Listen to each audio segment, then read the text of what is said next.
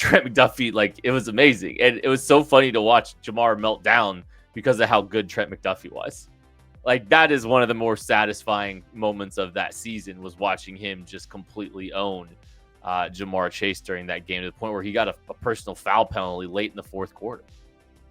Yeah, he was eating them alive. And like, yeah, and I think you have a good point there, is like with Brown or Sutton or some other big wide receivers, they just kind of know that they're not going to be able to create separation, whereas Jamar Chase still can. And so maybe they just don't try and they lean on the physicality. And I don't mean to say AJ Brown doesn't separate. It's just he's not going to explode out of a quick, tight break the same way Jamar Chase can. And so maybe the fact that he knows that and he just opts in for 100% physicality, whereas Chase tries to play straddle the line a little bit, and that just allows McDuffie to essentially sit there in the pocket and stay right attached to his hip coming out of it. So I don't know, but it was one of the best cornerback games you're going to see across the board, from the tackling, the play on the ball, and everything like that. And so I think that was my biggest takeaway from this, is people have kind of said, and I've said it too, Trent McDuffie's a good corner, a great corner on the outside, but there's a different level to how he can play in the slot.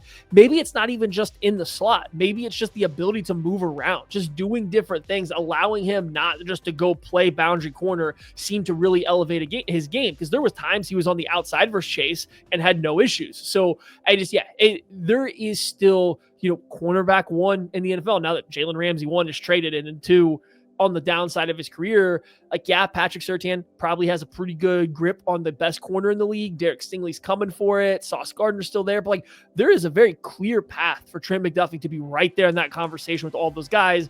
And I think if you can build on like what he did in this game, that's how you get there.